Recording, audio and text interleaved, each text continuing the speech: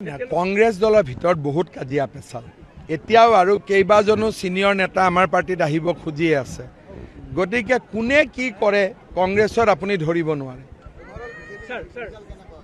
অভিলেখ এইবাৰ ইমান ভোটৰ হ'ব আপোনালোকে নিজে ভাবকচোন